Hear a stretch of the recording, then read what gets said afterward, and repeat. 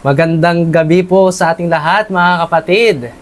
At ako po ay masaya dahil nakapag-start na po tayo ng ating program. Our prologue or our introduction is titled When Truth Meets Truth. Bakit mga kapatid? When Truth Meets Truth. Di ba, isa lamang ang truth kung hindi kung ano yung sinasabi ng Panginoon, which is through the Bible. And it's absolute.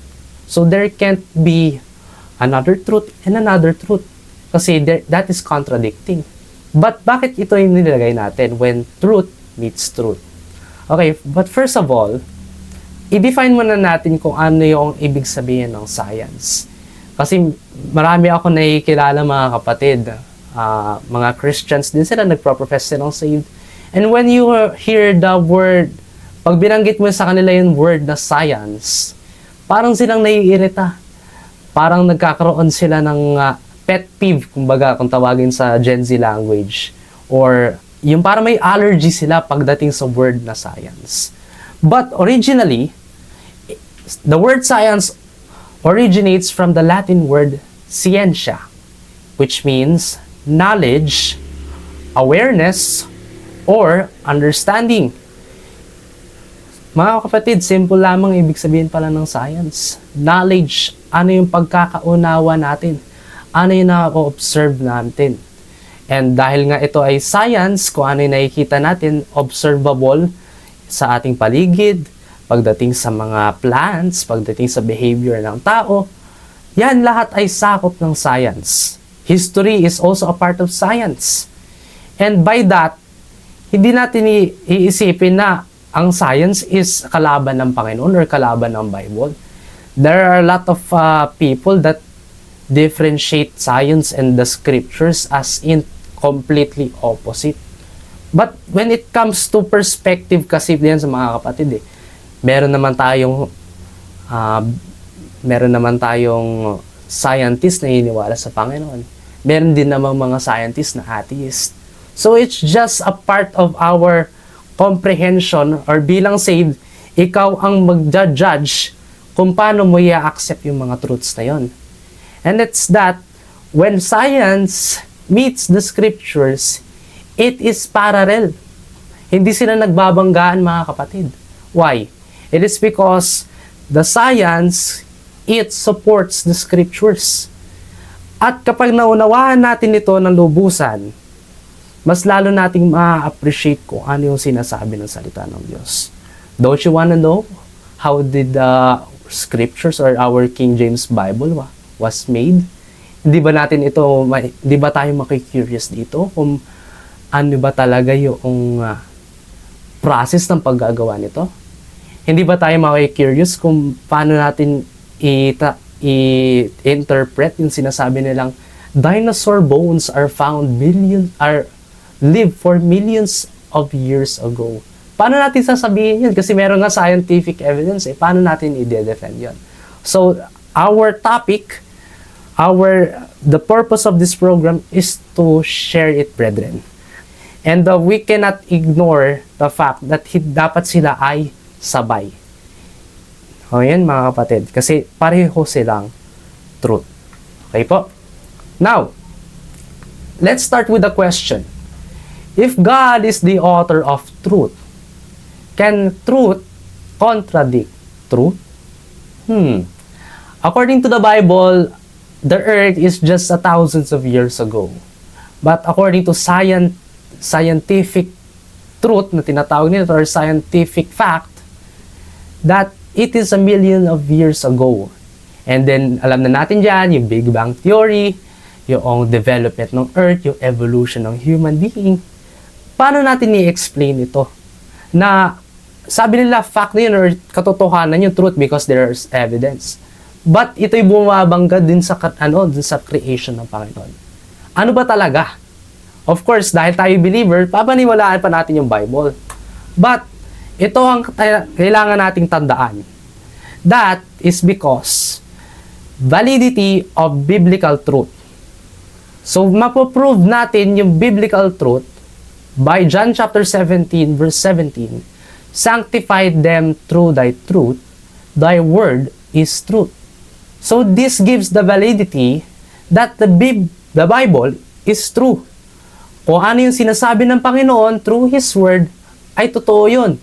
No questions, no needed evidence, nothing. Period, mga kapatid. At pagdating naman sa science, ano yung validity nito? Sa Colossians chapter 1 verse 16. For by Him were all things created. And tutuloy niya yung verse na yan. All things are created by Him and for Him. So this verse explains the process of creation. And what is the process of creation? It is scientific truth, mga kapatid. That we need to understand that. Kailangan natin muna malaman na hindi nagbabanggaan ang science and ang scriptures. It's just a matter of perspective or interpretation. Many people believe that they may choose faith or science, the Bible or evidence, church or intellectual honesty.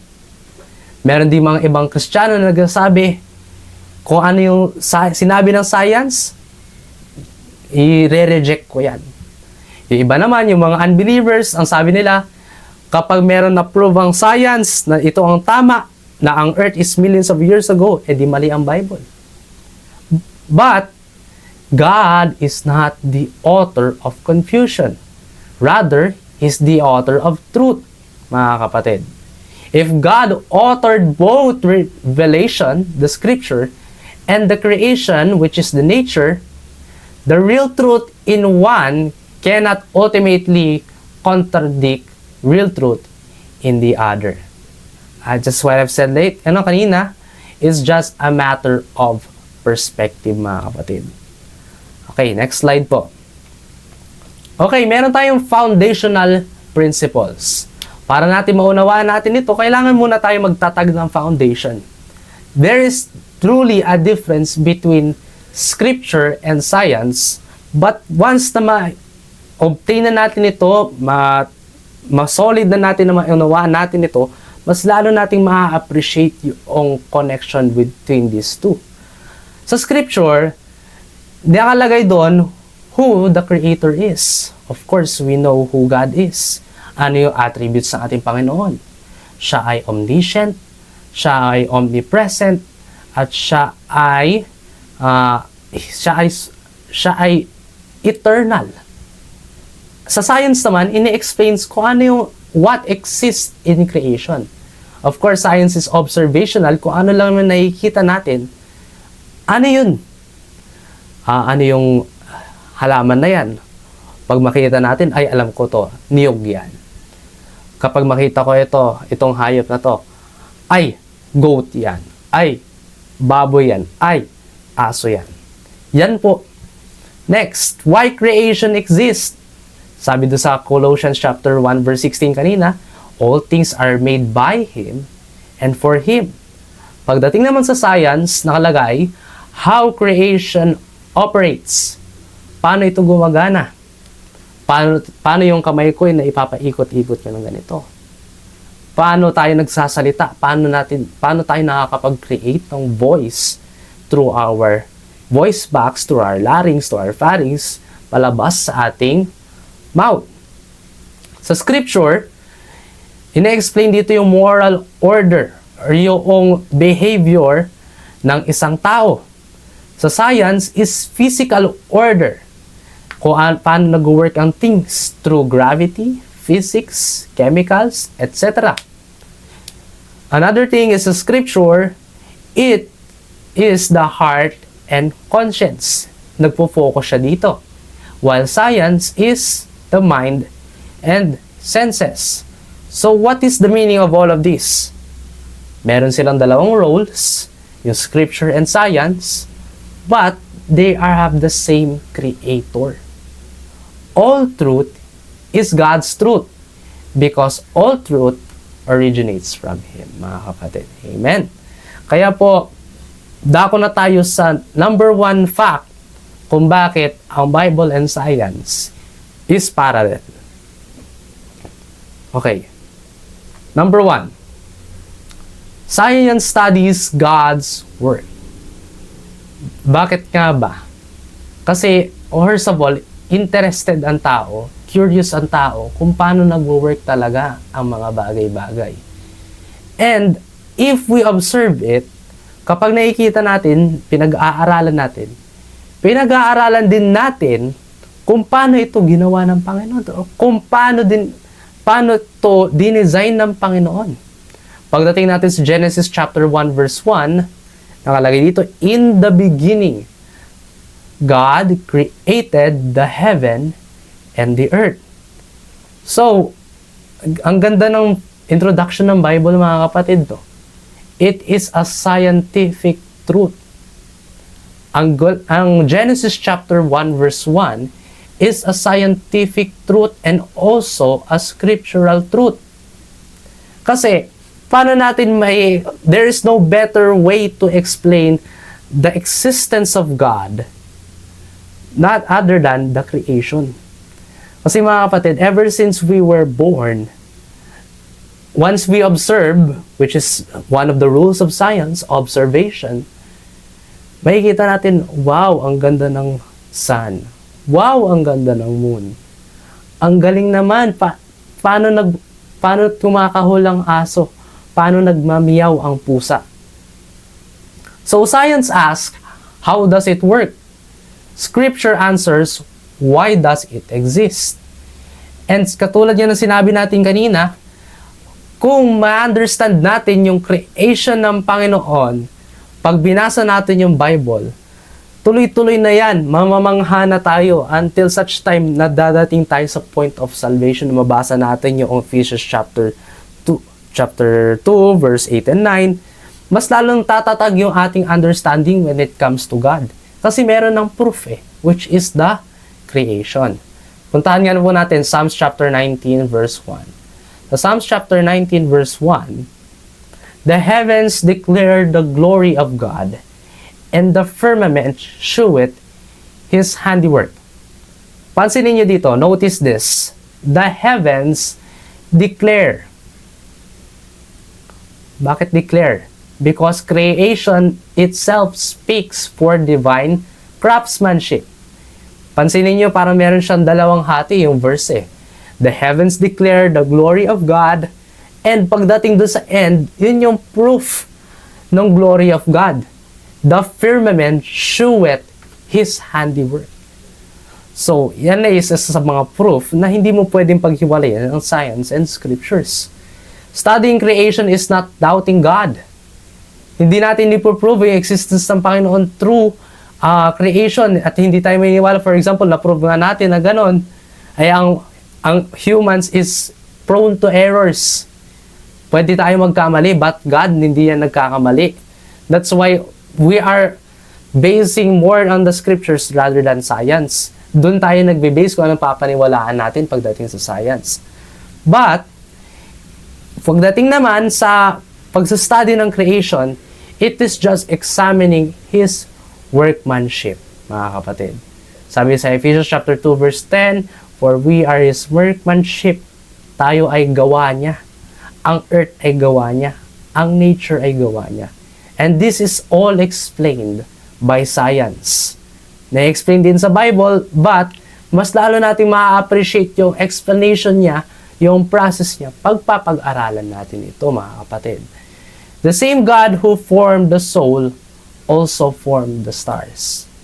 So meaning, kung ano yung pagkatao natin ngayon, siya ang gumawa nito, siya rin ang gumawa ng other non-living things. So yun pa yung number 1 na fact or proof na ang Bible and science is inseparable or parallel.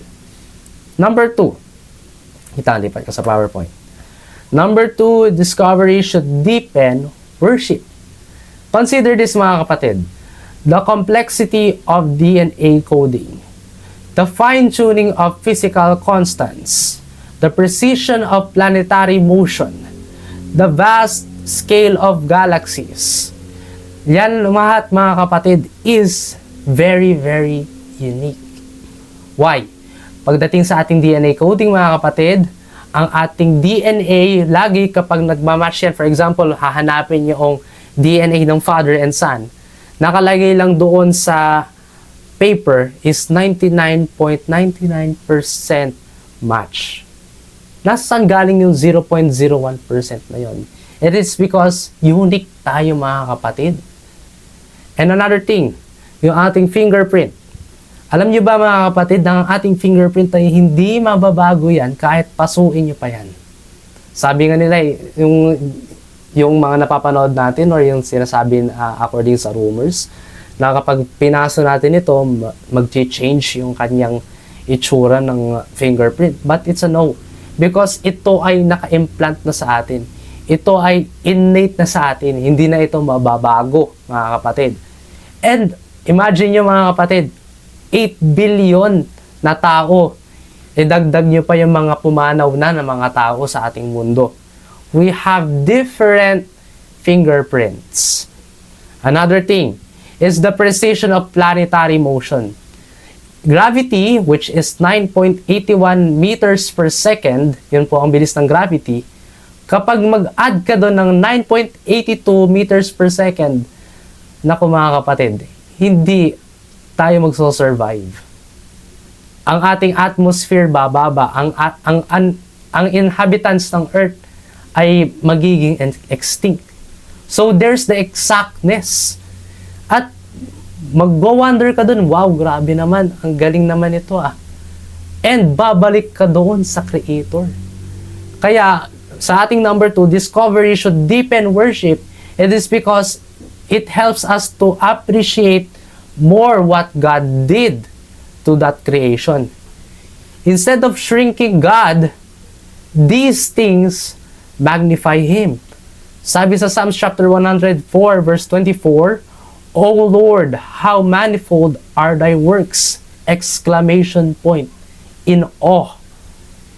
In wisdom hast thou made them all. Mga kapatid. Imagine nyo mga kapatid, 7 days lang na ginawa ng Panginoon ng Earth. Wow, what a great God. That's why that discovery should deepen our worship.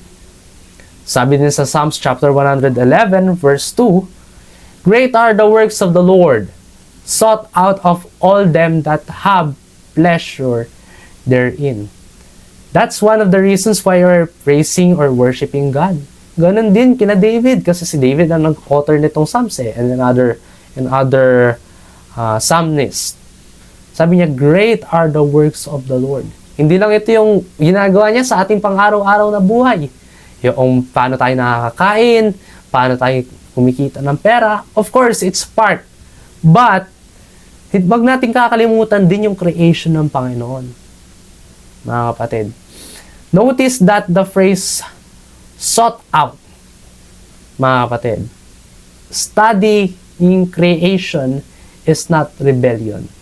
It is biblical when done humbly, mga kapatid. Bakit sinabing rebellion? Kasi minsan ito yung nagbibigay sa atin ng pride. Ay, sobrang dami kong alam pagdating sa ganyan, sa science.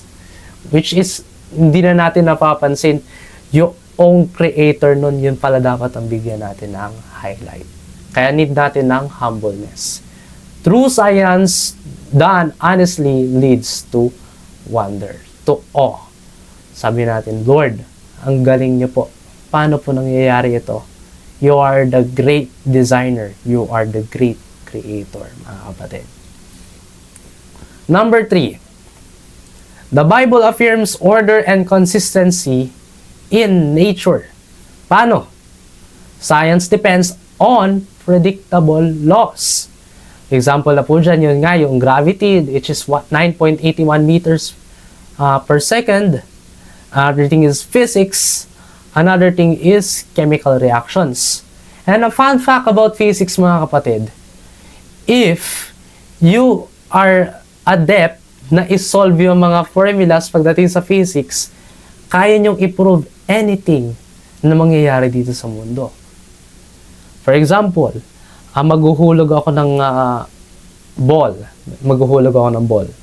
Alam ko kung saan putungo yun kapag i-add, for example, i-consider ko yung air drag, yung gravity, yung friction, yung force na nangyayari doon, kaya mong i-predict kung ano yung mangyayari doon sa bulkan kung saan siya mapunta. That is the reason kung bakit omniscient ang ating Panginoon. Bakit mga kapatid? Kung bakit niya nakikita yung future, it is because alam niya yung process or siya mismo ang gumawa ng laws ng physics para may predict. Kung hindi predict alam na niya para malaman natin kung ano yung mangyayari. That's why meron tayong past, present, future at hindi sakop ang Panginoon ng time. He is eternal. So, giving the thought about that, talagang nakakamangha talaga ang Panginoon, mga kapatid.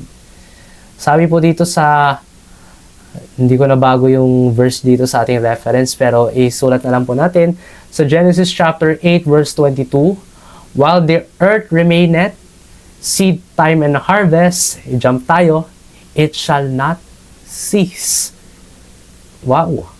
Maintained ng Panginoon ang kanyang creation. Hindi lang niya basta ginawa.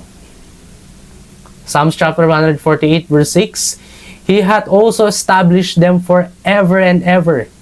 He hath made a decree which shall not pass. Ayan. Ang gawa ng Panginoon is established forever and ever. Yan mga kapatid. Ibig sabihin, kung nag-promise ang Panginoon ng eternal life, forever din yan. Kung nagtayo siya, nag-create siya ng something, it is also forever. Amen mga kapatid. Nature operates consistently because God sustains it consistently. Bakit nalutang yung earth natin? Bakit yung sun hindi nalapit sa earth? Bakit yung moon mahina yung kanyang gravitational pull? That's why we have low tides and high tides sa ating oceans. Because, sa Colossians chapter 1 verse 17, by Him all things consist. Sa Kanya nagre-revolve. And by that, the Bible affirms order and consistency in nature. Yan, grabe mga kapatid ang Panginoon, napakagaling niya. Number 4. Wise Christians distinguish between data and interpretation. Ito ang pinaka-importante mga kapatid sa atin, kung paano natin i-differentiate ang science. Because, once na ma-save tayo, binigyan na tayo ng wisdom ng Panginoon kung paano tayo mag-o-observe to judge whether it is right or it is wrong. Of course, meron tayong ganon, which is the conscience once we were born. But now we have the Holy Spirit. We can now judge more, mas angat, kung ano yung tama ba dito sa pagdating sa scientific explanation na ito. Madidiscern mo agad ay hindi to akma sa Bible.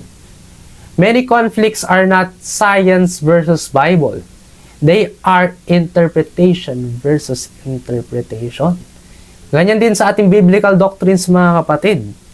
Meron interpretation about the dispensation, meron din interpretation pagdating sa tithing, yung interpretation nila na obligatory ito, yun namang interpretation natin, which is nabasa natin sa Bible, sabi dito is, it is voluntary.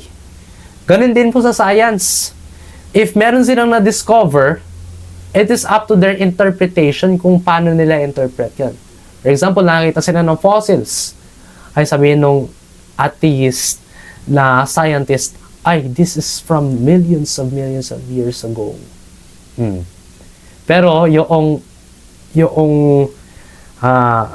yung scientist na Christian na iniwala sa Panginoon, iisipin niya, i-consider niya. Pero ang Earth is just 1,000 of years ago. Paano kaya natin i-explain to? Ganon mga kapatid mag-isip ang isang Kristiyano. Hindi lang siya basta yung nagja-judge kung ano lamang yung nandun sa science and then discard it. No. We must observe. We must investigate kung ano yung nandoon. 1 Thessalonians chapter 5 verse 21, prove all things. Hold fast that which is good. I-prove natin. Saka, wag muna tayo maniwala kung ano yung nilalabas dyan or ano. I-prove natin. Kung walang banggaan sa science, walang banggaan sa scriptures, bakit hindi natin paniwalaan? Kasi, na-prove eh. Kasi, sabi ng Bible, hold fast that which is good. Panghawakan natin agad. What does the scripture actually say? What assumptions are we bringing? Is this data or is it philosophical interpretation or gawa lamang ng tao? Or man-made philosophy? Ganyan dapat mag-isip mga kapatid ng isang Kristiyano. Christianity is not anti-examination na kung ano yung sabihin ng Bible, yun na. No. It is a way how we adapt, how we think na mag-adapt tayo. Wala naman sinabi sa Bible, for example, wala naman sinabi sa Bible na kailangan natin mag-prayer meeting every Wednesday, di ba? It is just a wisdom God came from God na kailangan pa natin ng more prayer for the brethren para tayong patuloy na maging matatag. Hindi, ang Christianity mga kapatid, it's not dictation. It's about freedom. It is about grace. And we also have that freedom to believe kung ano yung sinasabi din ng data na nagaling dito sa secular. Kung ano yung i-accept natin at kung ano din ang ating i-discard. Because it invites discernment, mga kapatid. Number 5. Human language and perspective. The Bible often uses observational language. For example, we still say sunrise and sunset, even though we know Earth rotates. Another example of this is yung nangyari sa Joshua. Na ang nakalagay doon is the sun and the earth and then the moon stood still. At para matuloy yung battle, ginawa yun ng Panginoon. Walang imposible mga kapatid sa Panginoon. Kaya niyang gawin yun. Now, ano according to sa perspective ni Joshua, yung writer? Sabi niya, the sun and the earth stood still. Pero according to science, ang earth ang nagre-revolve around the sun and moon. So isn't that contradicting, di ba mga kapatid? Ang sabi sa Bible, nag-stood still ang sun and saka moon. Ibig sabihin, sila ang nagalaw. But in scientific knowledge, it is that the earth is rotating around the sun and the moon is rotating around the earth. That's why dito, the Bible often uses observational language para mas lalo natin maiintindihan. Because, ang originally mga kapatid, ang Bible is a report of what the author has seen. Kung ano yung binigay ng Panginoon sa kanyang knowledge, kung ano yung perspective niya doon, yun ang isusulat niya. Sa Book of Acts, another great example dyan is Matthew, Mark, Luke, and John. Mapansin nyo, different stories, different perspectives. Yan ang Bible mga kapatid. It is a matter of perspective. Observational. Ang Bible, sabi nga natin, is perspective or observational na galing from humans. Ang science is labas dun kung paano siya talaga nag-work. Kaya sa Ecclesiastes chapter 1 verse 5, the sun also ariseth and the sun goeth down. Ito yung example dun sa sunrise and sunset. So it is not attempting to teach astronomy mechanics, but God communicates in human language, not laboratory terminology. Kasi kung sasabihin ng Panginoon kung sasabihin dito sa Bible na ang earth ang tumigil, ay hindi natin siguro maintindihan na ano yung perspective ni Joshua or ano yung nakita ni Joshua when it comes to that, mga kapatid.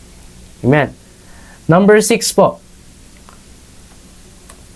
Science is provisional. Scripture is foundational. I-define muna natin, what is provisional? Something temporary or subject to change when new information becomes available. Yan mga kapatid ang science.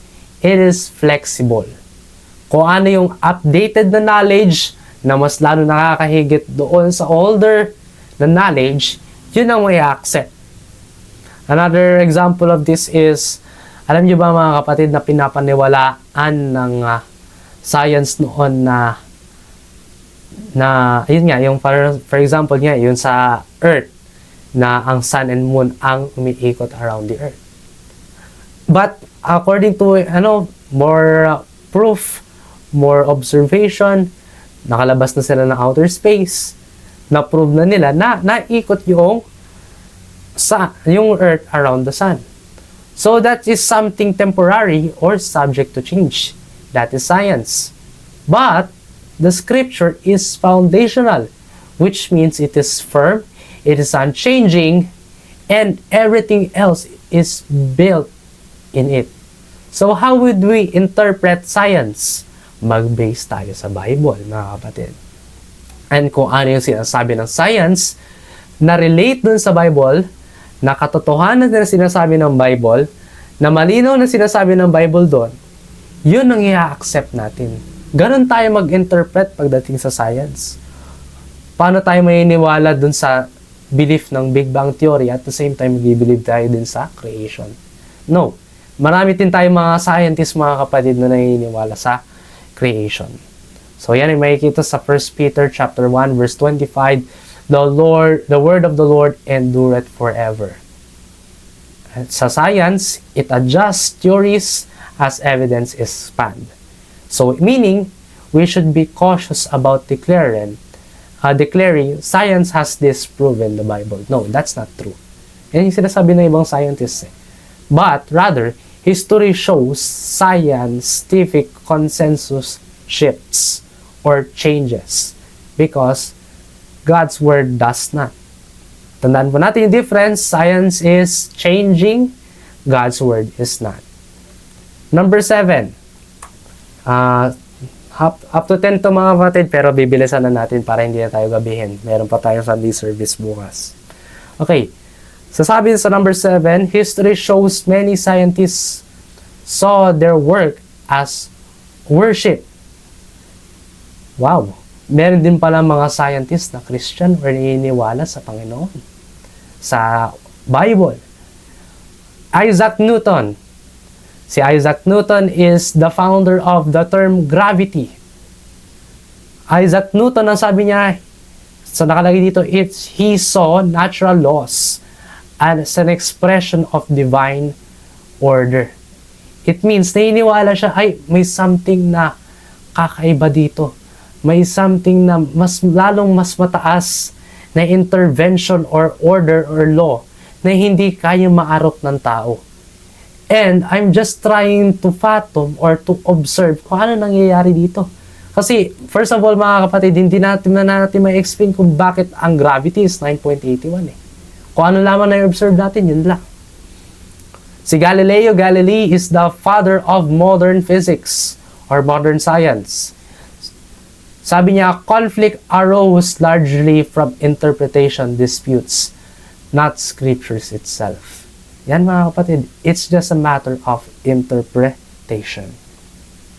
Number 8, the Bible warns against false knowledge, not true knowledge. The Bible does not condemn knowledge, rather, it warns against knowledge falsely so-called. Pagdating sa 1 Timothy chapter 6 verse 20, avoiding profane and vain babblings, the opposition of sciencely false so-called. So yan, may science din pala na binanggit sa Bible mga kapatid, di ba? 1 Timothy chapter 6 verse 20. Okay. So, notice, sabi niya dito, it's not science. Not completely science. But falsely, sabi niya, falsely. Sabihin, ang science is true. Meron din science na false. Meron din scriptures na true. Meron din scriptures na false. It's just a matter of, another thing is perspective or interpretation, mga kapatid. Human pride, speculative philosophy, and godless assumptions, not honest observation, are the problem. Yan mga kapatid, ang reasons kung bakit nagkakaroon ng science, false science. Number 9, creation reveals God. Creation shows that power, wisdom, and order. But is that not reveal the gospel, the cross, and the salvation by grace? Ito naman yung difference between the science and Bible. It is because ang science, pinapakita niya lamang kung ano yung physical na nakikita.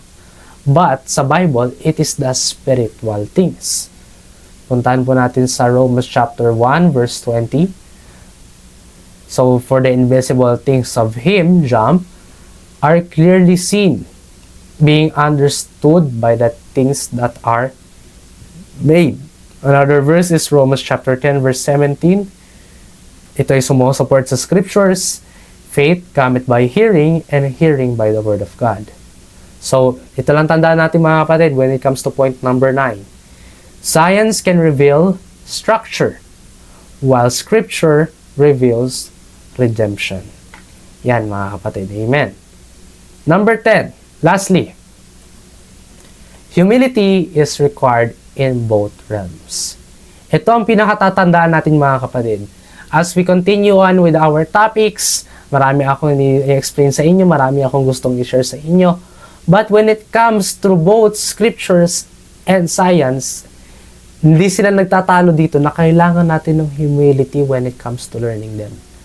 Sabi nga not by works lest any man should boast, sabi ng Bible. It is also not by knowledge, kasi knowledge puffeth up, but charity edifieth. Yan yung humility na kailangan natin pag pinag-aaralan natin ang Bible and saka science. True Christian scholarship says, I may not understand everything, but truth belongs to God. Sabi naman ng true scientific inquiry says, I will follow the evidence honestly.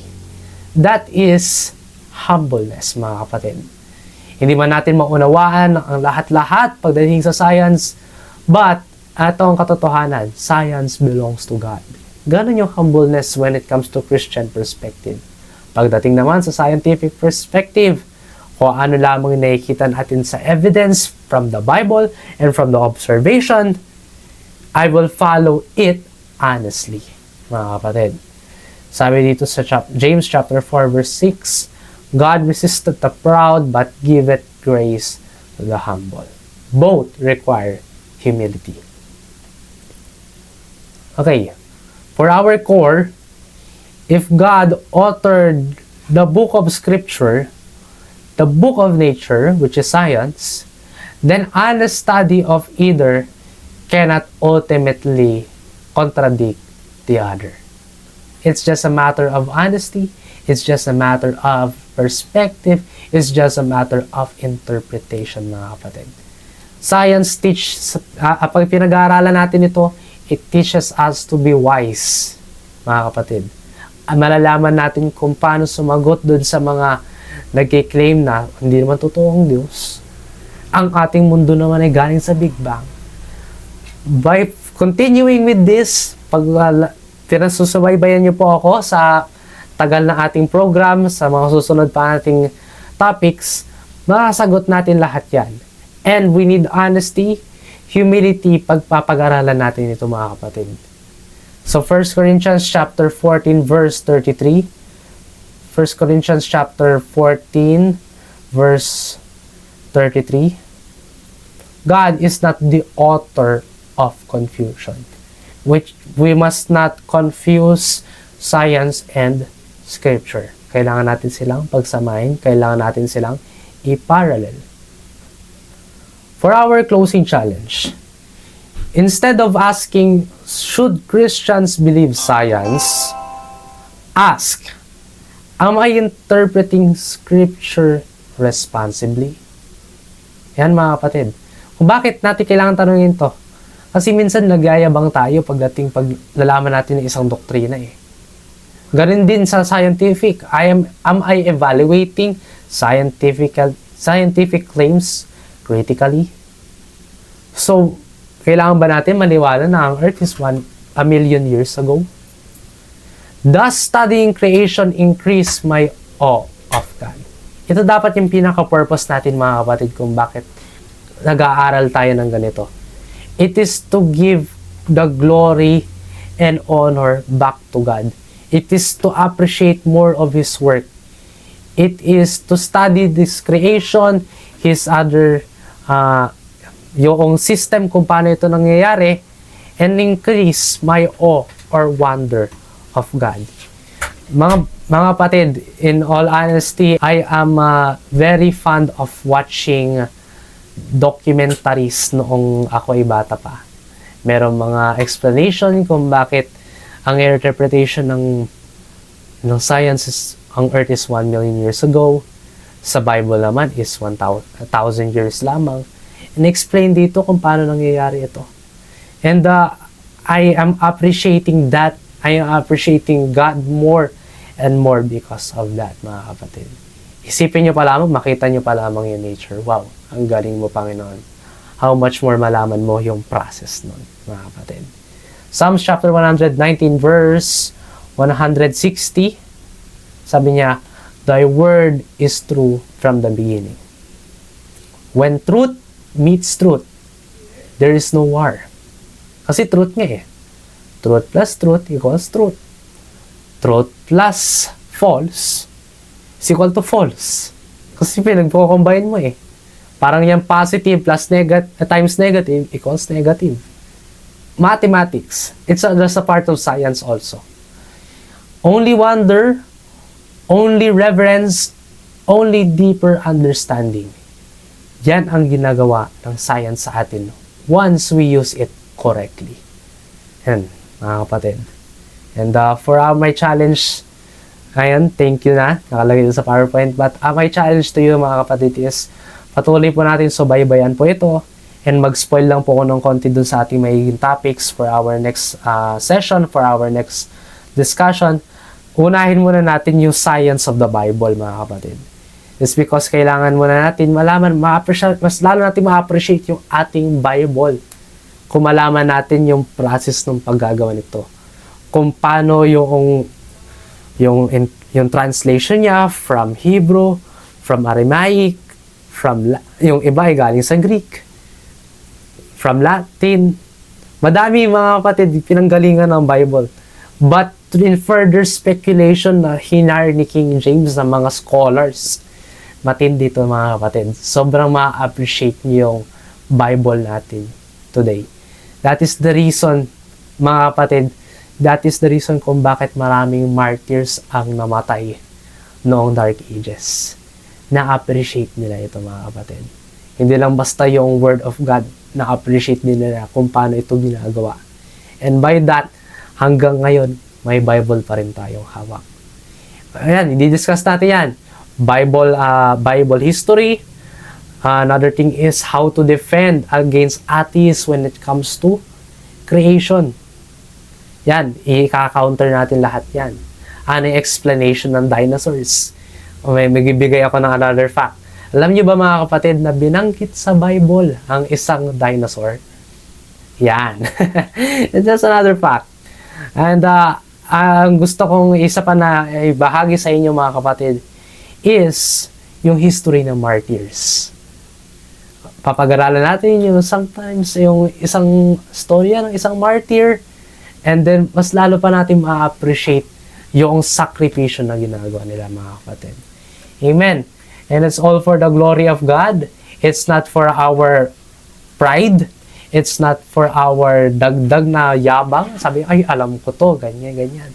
No, mga kapatid. Ang purpose natin kung bakit natin gagawin ito, itong program nito, is for appreciation and mas lalo nating ma-appreciate, mag-worship tayo sa Panginoon truly, mga kapatid. Sabi nga ng kanta, I want to know more about my Lord. What's another thing to do when you need to know more? Observation.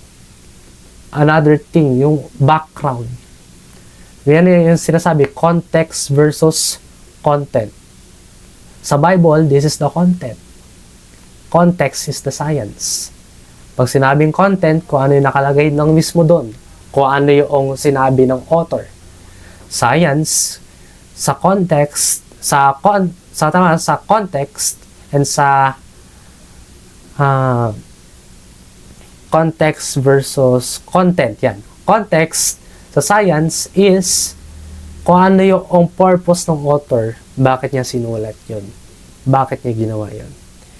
Marami pa akong gustong sabihin mga kapatid, but ipapaubayan na natin sa next nating mga sessions. So, thank you mga kapatid sa inyong pakikinig.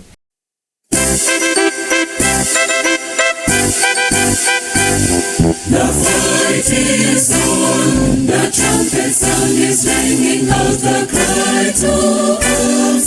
Is the far and near,